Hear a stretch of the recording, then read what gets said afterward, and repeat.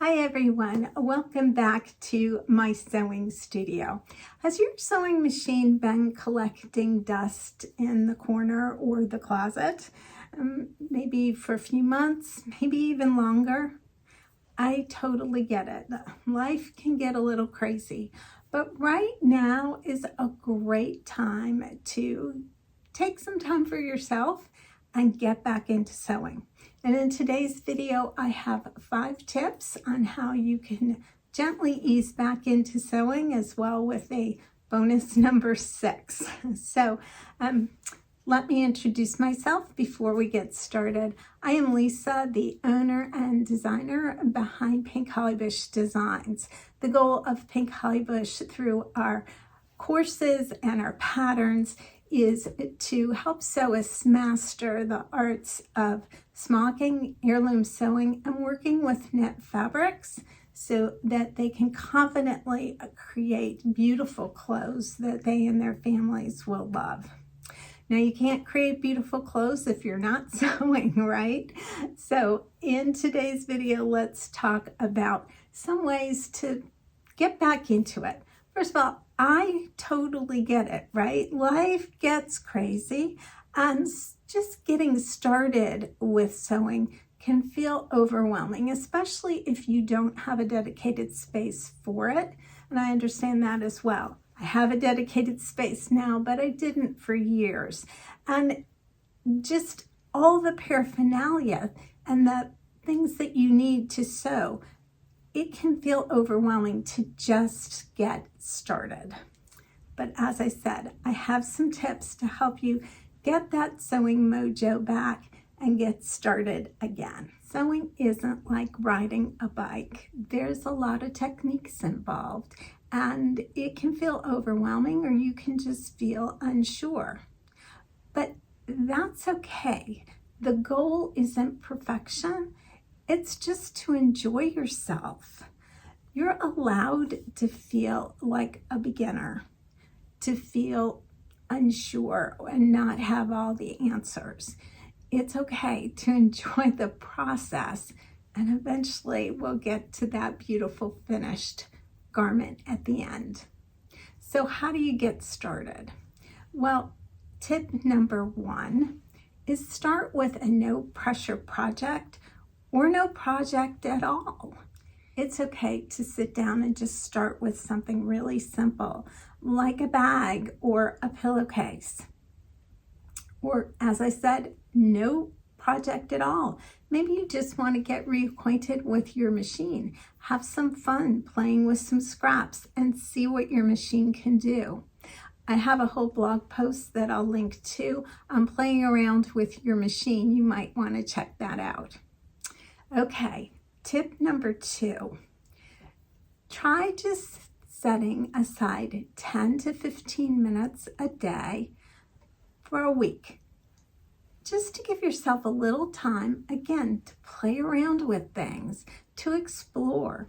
No pressure to produce. Just take a few minutes for yourself and play around with your tools, with your gadgets. Look through some fabric and get the feel of it again. Tip number 3. Maybe it would really help you if you were sewing for someone that there's a personal connection for, or sewing with a purpose. What do I mean by that? Well, is there a child in your life that would love a beautiful blanket that you could sew for? Very simple project, but would just make that child's day. I have 2 different videos on simple blankets that I will link to that you could check out. Another alternative would be, what about sewing for charity? Again, I have a whole blog post that lists a whole number of different charitable organizations that would love your sewing skills. And for those, a lot of them are looking, yes, for simple blankets or for pillowcases. Okay, tip number 4. Try sewing a pattern that you've already done before. Skip the pattern overwhelm. Go back to something tried and true. something that you've sewn before, you had great results, and you really enjoyed it. There's nothing like having that great result to just fuel you on and encourage you to keep going. All right, tip number 5, join a virtual sewing challenge or a sewing community. Having a group of fellow sewists that are going to answer your questions, cheer you on, just enjoy chatting with you about sewing and fabric and projects can be a game changer. It can be so encouraging. Right now, if you're interested in joining the Pink Hollybush Sewing Circle, our doors are open before we get started on our next sewing challenge. I will put the link and all the information on that below. Come check us out. We would love to have you join us and to encourage you on your sewing journey. And bonus tip number 6, I can't count, number 6. Sometimes the biggest block is just the clutter or the chaos. So is there some place in your home that you could set up a small little corner for yourself, that you could set your machine up so it's there and it's ready to go?